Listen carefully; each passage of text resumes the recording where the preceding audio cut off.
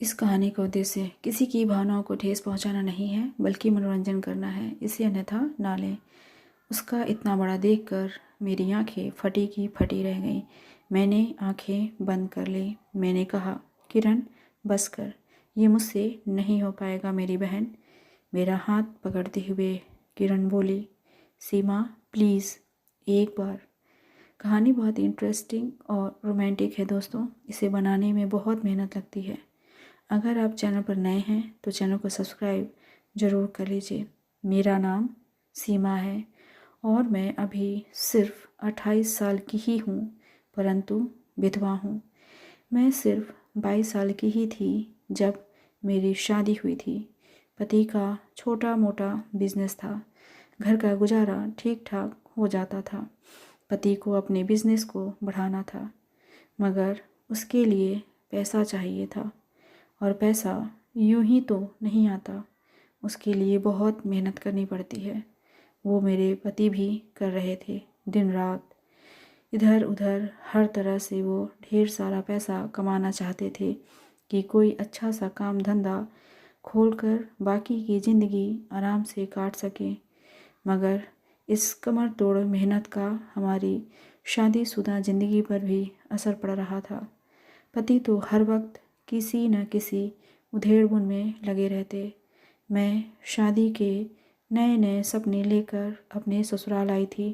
पति ने मुझे प्यार तो बहुत किया, अपनी हैसियत के मुताबिक मेरी हर खुशी पूरी की, मगर फिर भी कुछ कमी सी मुझे महसूस होती थी। मगर मैं जानती थी कि एक दिन मेरे पति ने मेरी हर ख्वाहिश पूरी कर देनी है, तो मैं भी अपने पति का पूरा साथ देती, उनके प्रति पूरी वफादारी से उनकी बीवी होने का हर फर्ज निभा रही थी। अगले साल भगवान ने हमें एक प्यारी सी बेटी दी, तो हमारी खुशियों का तो ठिकाना न रहा। पति मुझे और बेटी को बहुत प्यार करते। अब हमारे हालात भी थोड़े बदल रहे थे। समय बीतता गया और हमारी शादी को 6 साल हो गए। बेटी स्कूल जाने लगी। रिश्तेदार अब फिर जोर देने लगे कि एक बच्चा और कर लो। मैं भी चाहती थी, मगर पति अभी इस बात के लिए राजी नहीं थे। वो इस बात का पूरा ख्याल रखते कि मैं कहीं फिर से प्रेग्नेंट ना हो जाऊं। जब भी मैं कहती, जानू सब कुछ ठीक तो चल रहा है, कर लेते हैं दूसरे बच्चे की प्लानिंग, तो वो कहते, जाने मन, थोड़ा सा सब्र करो, ये साल मुझे दे दो, अगले साल के शुरू में ही नींव पत्थर रख देंगे। मैं चुप हो जाती, मगर किस्मत को शायद कुछ और ही मंजूर था। एक दिन एक हादसे में मेरे पति मुझे और मेरी बेटी को हमेशा के लिए छोड़कर चले गए। हमारी तो दुनिया ही उजड़ गई। मैं तो रो रो के पागल हो गई कि ये क्या हो गया, अब जीवन कैसे चलेगा। संस्कार हुआ, 13वीं हुई और उसके 2 दिन बाद सभी रिश्तेदार भी चले गए। पति की मौत के 15 दिन बाद मैं और मेरी बेटी दोनों अकेली सी रह गईं। उस रात तो डर के मारे मुझे नींद ना आई। मैं फूट फूट के रोई, मगर कब तक। रोते रोते नींद आ ही गई। 2-4 दिन गुजरे। अभी मेरे पति की मौत को 20 दिन ही हुए थे। मैं रात को सोने की कोशिश कर रही थी, मगर नींद मेरे आसपास भी नहीं थी। पति की बातें रह रहकर याद आ रही थी। बहुत सी बातें थीं। मैं अपने पति के साथ बिताए उन सुनहरे पलों को याद करते करते मुझे बड़ा आनंद सा आया। मुझे नहीं पता रात का क्या वक्त था। मुझे कब नींद आ गई पता ही नहीं चला। उसके बाद तो ये रोज़ की आदत हो गई। मैं हर रात अपनी पुरानी यादों को याद करने लगी, मगर जीवन में आपको कुछ न कुछ नया चाहिए, तो मैंने रात को फ़ोन पर इंटरनेट पर लोगों से बात करनी शुरू की। ऐसी ही बातचीत के दौरान मुझे एक लेडी मिली जिसका नाम किरण था। हम दोनों जल्द ही सहेलियां बन गई। पहले तो ठीक ठाक बात होती थी, मगर जल्द ही हमारी बात का सिर्फ एक ही विषय रह गया, शादीशुदा ज़िंदगी। वो तो शादीशुदा थी, तो वो रोज़ अपने पति के साथ की कहानियाँ मुझे सुनाती। धीरे धीरे मुझे भी उसकी बातों में रुचि होने लगी। जब वो बताती कि उसका पति उसे कैसे नए नए तरीके से खुश करते हैं, बहुत सारे गिफ्ट देते हैं तो मेरा कौतूहल और बढ़ जाता। फिर एक दिन मैंने किरण से कहा कि मैं उसके पति से बात करना चाहती हूँ। उसके बाद अनिल और मेरी बातें शुरू हुई। हम गूगल चैटिंग करते थे। चैटिंग के दूसरे ही दिन अनिल ने मुझे अपनी फ़ोटो भेजी। हमारी हर रोज़ बात होती। मैं अनिल और किरण से बिना बात किए सो ही नहीं पाती थी। रोज़ वो अपने किस्से सुनाते, मुझे अच्छा लगता और समय भी कट जाता। एक दिन किरण बोली, सीमा एक बात पूछूं? मैंने कहा, हाँ पूछ। वो बोली, तू मुझसे मिलेगी? एक बार तो मुझे करंट सा लगा कि मेरे दिल की बात इसे कैसे पता चल गई, मगर मैंने थोड़ा समझदारी का इस्तेमाल करते हुए पूछा, तू सच में ही मिलना चाहती है? किरण बोली, अगर तू हाँ कहे तो। मैंने कहा, तो फिर मुझे कोई दिक्कत नहीं, मगर ये सोच ले कल को मुझे दोष मत देना। देख, मैं तो ज़रूरतमंद हूँ, अभी विधवा हुई हूँ, मुझे तो सहारा चाहिए, मगर तू इस लोक भलाई में कहीं अपना कुछ ना गंवा लेना। वो बोली, अरे नहीं, तू उसकी चिंता ना कर। मुझे कई दिनों से लग रहा था कि किरण मुझ में बहुत इंटरेस्ट दिखा रही है। किरण ने फिर पूछा, अब जब बात खुल ही गई है तो मैंने स्पष्ट कह दिया, हाँ, मुझे तो हर रात अपने पति की कमी महसूस होती है, मगर अभी मैं ये सब नहीं कर सकती। इसके लिए मेरे पति की बरसी तक रुकना पड़ेगा। किरण बोली, कब है तेरे पति की बरसी? मैंने कहा, अभी पंडित जी बताएंगे। कुछ दिन बाद मैंने किरण को बताया कि पंडित जी ने बरसी की 15 अप्रैल की तारीख निकाली है। तो किरण ने पूछा, तो क्या हम दोनों भी आए बरसी पर? मैंने कहा, हाँ हाँ, क्यों नहीं।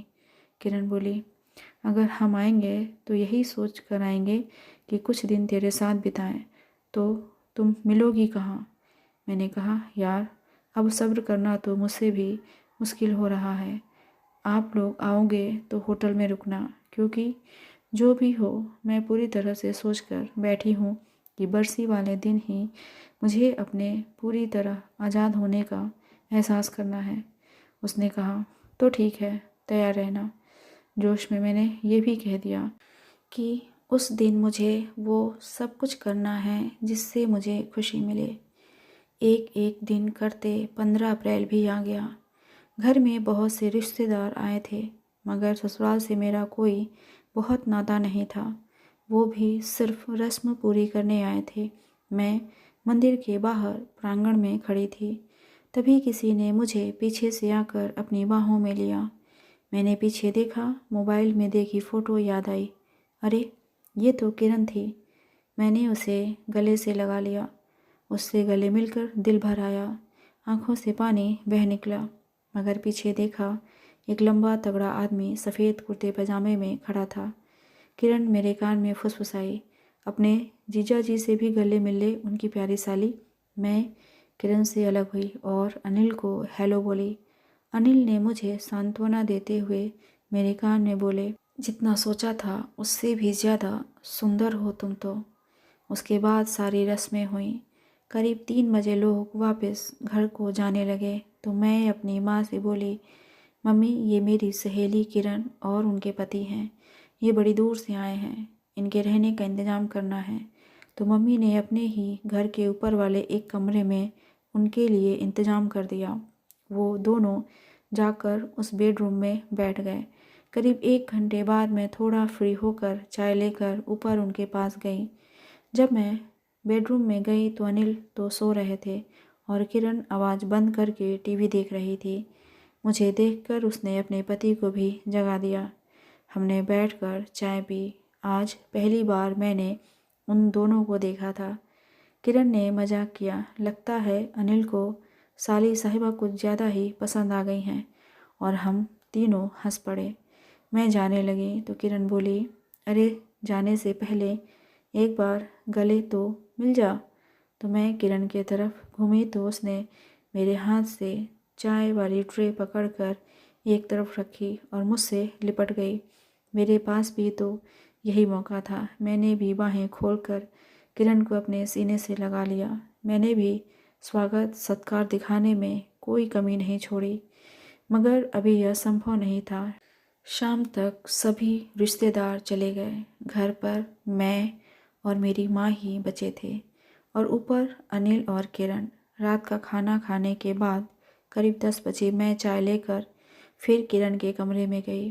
किरण तो बहुत ही उतावली हो रही थी। मैंने कहा, बस थोड़ा सब्र कर, माँ को नींद ना आने की बीमारी है, माँ को नींद की दवाई देकर मैं आती हूँ थोड़ी देर में। जाने से पहले किरण ने बोला, जल्दी आना। मैं नीचे गई। पहले माँ को नींद की गोली दी, बेटी को देखा, वो भी सो गई थी। फिर मैं बाथरूम में गई, नहाई, खुद को अच्छे से साफ़ किया, आँखों में काजल और होठों पे लिपस्टिक लगाई, बाल अच्छे से बांधे और नई नाइट ड्रेस पहनकर ऊपर गई।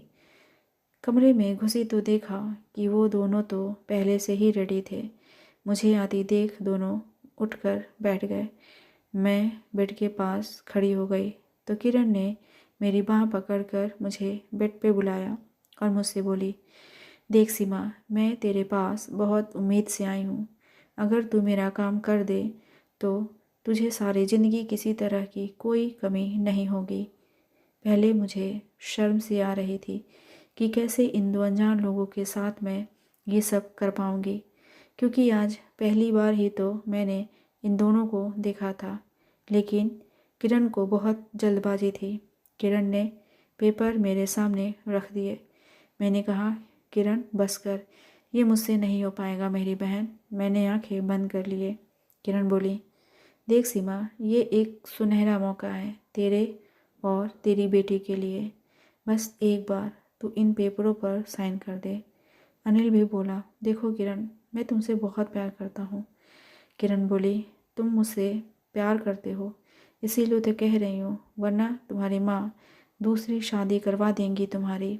बस एक बार की बात है। बड़ी मुश्किल से मैंने सीमा को तैयार किया है ये सब के लिए। अब तुम पीछे मत हटो प्लीज़। मेरा हाथ पकड़ते हुए किरण बोली, सीमा प्लीज़, एक बार अपनी बेटी के बारे में सोचो। मैं बड़ी मुश्किल से बोल पाई, ठीक है, सिर्फ अपनी बेटी की खातिर। फिर किरण ने अनिल से कहा, सब कुछ मेरे सामने ही होगा। अनिल ने दूसरे दिन की डॉक्टर से अपॉइंटमेंट ले लिया। फिर किरण और अनिल आराम करने लगे और मैं अपने कमरे में अपनी बेटी के पास जाकर बहुत रोई। रोते रोते कब सो गई पता ही नहीं चला। दूसरे दिन हम डॉक्टर के पास गए। सारा दिन हॉस्पिटल में ही बीता। इस दौरान किरण ने मेरी बेटी को अच्छे से संभाला।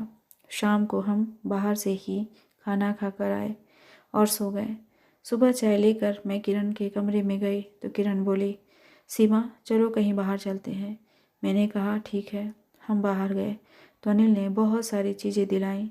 इस तरह 4 दिनों तक किरण मेरे साथ रही और लगभग सभी घरेलू चीज़ें दिला दी थी जिससे मुझे कोई तकलीफ़ ना हो। अगले महीने फिर आएंगे ऐसा बोलकर वो चले गए। मेरी ज़िंदगी अच्छे से गुजरने लगी। अगले महीने किरण और अनिल फिर आए। मेरी जांचें करवाईं। रिपोर्ट देखकर उनकी खुशी का ठिकाना नहीं रहा। जैसा उन्होंने चाहा था वैसा ही हुआ। मैं प्रेग्नेंट थी। किरण मुझसे बोली, सीमा तुम अपना सामान पैक करो और मेरे घर चलो, वहाँ पर हम तुम्हारी अच्छे से देखभाल कर पाएंगे। मैंने अपना और बेटी का सामान पैक किया और उनकी गाड़ी में बैठ गई। गाड़ी एक बड़ी सी हवेली के सामने रुकी। घर उसका इतना बड़ा देखकर मेरी आंखें फटी की फटी रह गईं। मेरी सुख सुविधा का किरण और अनिल ने पूरा ध्यान रखा। 9 माह बाद एक बेटे को मैंने जन्म दिया। मैं एक सेरोगेट माँ बनी थी किरण और अनिल के बच्चे की। जैसा कि हमारे बीच एक समझौता हुआ था कि मैं उनके बच्चे को जन्म दूं और बदले में वे मुझे इतने पैसे देंगे कि मैं अपनी बेटी को अच्छे से पढ़ा लिखा सकूं। किरण ने मेरी बेटी के नाम से फिक्स डिपॉजिट कर दिया और साथ ही मुझे इतने पैसे दिए कि मैं आराम से पूरी ज़िंदगी रह सकूं। मैंने जो कुछ भी किया था अपनी बेटी के भविष्य के लिए किया था और साथ ही एक परिवार को भी खुशी मिली एक बच्चे को पाकर। उनका घर टूटने से बच गया। कैसी लगी आपको ये कहानी कमेंट करके ज़रूर बताइएगा। मिलते हैं अगली कहानी के साथ। धन्यवाद।